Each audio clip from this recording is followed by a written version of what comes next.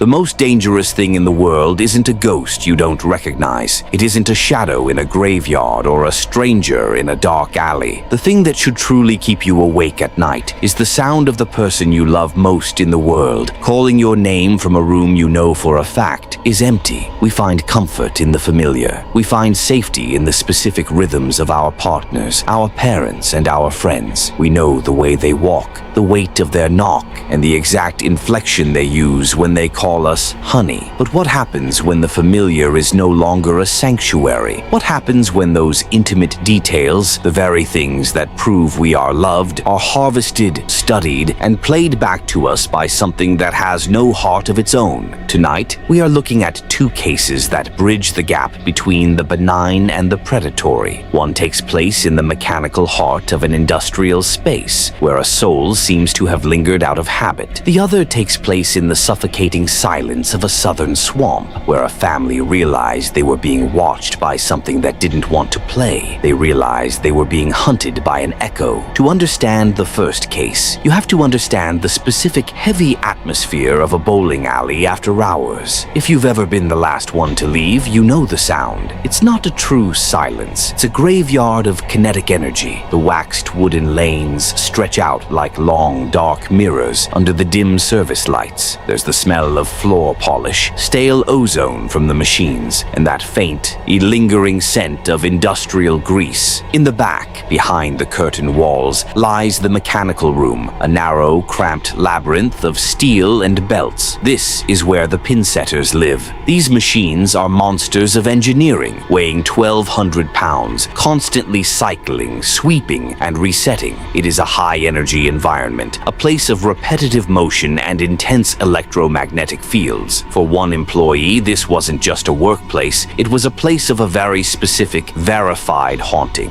The staff knew about the mechanic. He was a man who had spent his life maintaining those lanes, clearing jams, and ensuring the machinery hummed perfectly. After he passed away, it seemed he simply didn't know how to clock out. He was known to be playful, a presence that would turn on a pin setter just to let you know he was there, or walk the service aisles when the doors were locked tight. One evening, this employee was alone in the mechanical room. The public was gone. The lights were low. She was focused on her task, the only person in the building, a fact she knew for certain because she had checked the monitors. In the absolute stillness of that industrial space, she felt it, a sharp, deliberate yank on her ponytail. Her head jerked back. It wasn't a breeze, and there was nothing for her hair to catch on. In a room filled with heavy steel and sharp edges, a snag would have been painful, but this was different. This was a physical interaction. It was the touch of a person. She did what any of us would do in the age of surveillance. She went to the security tapes. She expected to see a glitch, or perhaps a shadow. Instead, she watched herself on the grainy footage, standing perfectly still, and then saw her hair move. It was pulled back by an invisible hand with the exact force and timing of a prank. There was no one there. The camera verified her isolation, but it also verified the contact. Parapsychologists often talk about the stone tape theory, the idea that minerals like the limestone in concrete or the quartz in building materials can record emotional energy and play it back like a loop. But the mechanic wasn't a loop. He wasn't a recording. He was intelligent. He chose his moment. He waited until she was alone, and he interacted with her in a way that required awareness of her presence. In the mechanical world of the bowling alley, he had become a part of the machine. He was Daffodil Dawn, the mechanic who stayed behind, a ghost of routine. He was chilling, yes, but he was familiar. He was a man we could understand. But as we move away from the city, away from the neon and the concrete, the nature of the familiar begins to shift into something much darker. Imagine a house on a piece of property deep in the swamp. This isn't the magical, sun-drenched swamp of the travel brochures. This is the swamp at 3 in the morning. It is an environment defined by what researchers call the symphony of stillness. The air is thick,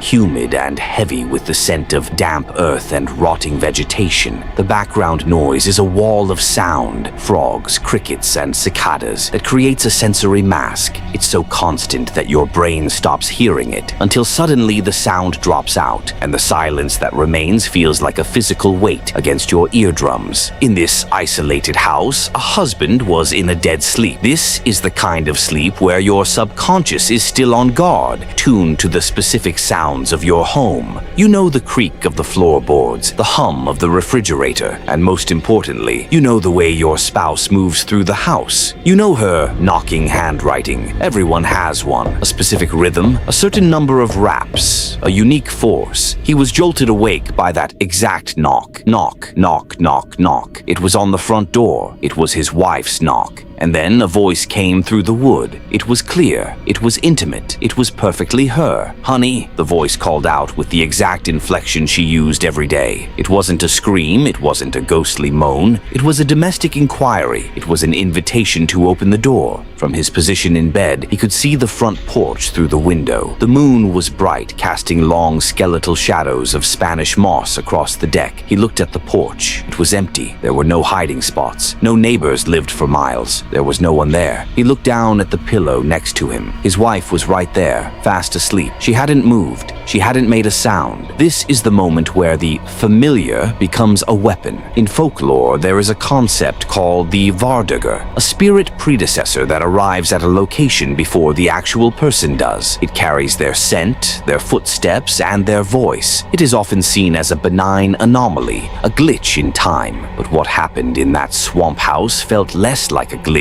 and more like a lure. In the world of the unknown, we call these things mimics. They are not the spirits of the deceased. They are not mechanics who loved their jobs too much. They are something older, something predatory. They are the ultimate observers. They sit at the tree line, invisible in the dark, and they listen. They don't just hear your words, they study your life. They learn the names you call each other. They learn the rhythm of your habits. They wait for that moment of productive discomfort, that split second when you are caught between sleep and wakefulness, when your rational mind is slow and your emotional heart is open. A mimic doesn't hunt with claws. It hunts with your own trust. It uses the honey hook because it knows that's the one word that will make you turn the deadbolt without thinking. It's a cognitive breach. If the husband had been less observant, or if he hadn't seen his wife sleeping beside him, he would have opened that door, and what would have been standing there? Witnesses of these entities often describe a feeling of the uncanny valley. It's that primal biological warning system that tells you something is almost human, but subtly, terrifyingly wrong. People who have survived encounters with mimics, or what some call flesh gates, describe the voices as having a canned or robotic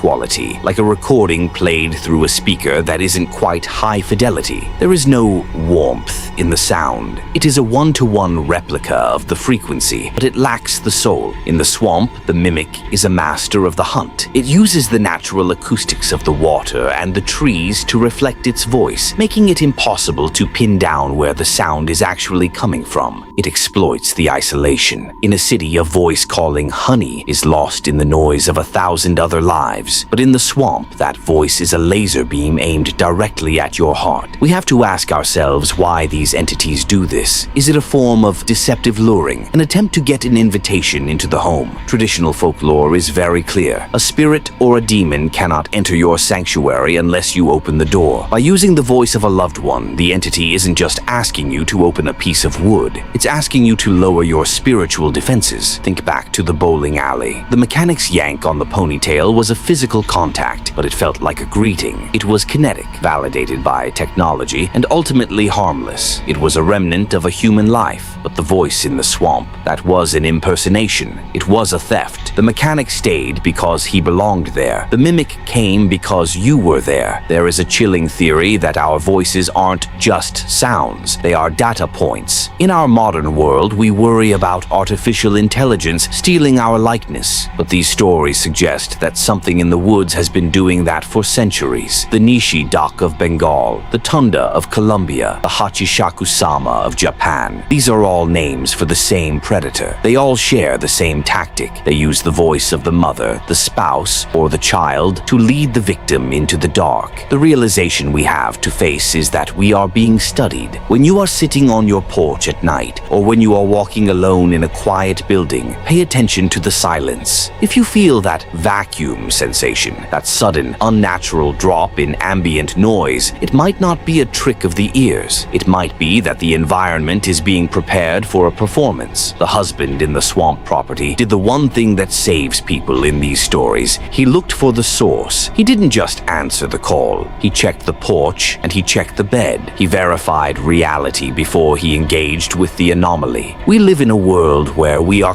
constantly told to trust our senses, but these cases prove that our senses can be hacked. The familiar is a code, and once something has the code, it has access to us. The mechanic in the bowling alley reminds us that death isn't always the end of a routine, but the mimic in the swamp reminds us that our routine can be used against us. One is a ghost of the past, the other is a ghost of the present, a shadow that wears our own faces and speaks with our own tongues. So tonight, when you go to bed, listen to the sounds of your house. Listen to the way your partner breathes, the way the floor creaks under their weight, the specific rhythm of their knock. Treasure those sounds because they are the fingerprints of the people you love. But if you ever find yourself alone, truly alone, and you hear that familiar voice calling to you from the dark, don't answer. Don't go to the door, because sometimes the honey you hear isn't a question, it's a lure, and the thing waiting on the other side of that door isn't looking for a conversation, it's looking for an invitation. We like to think our homes are fortresses. We like to think our intimacy is a shield, but in the quiet places, in the swamps and the empty corridors, there are things that know exactly how to get past the shield. They know your name, they know your voice, and they are very, very patient. They are waiting for you to say what? They are waiting for you to turn the key,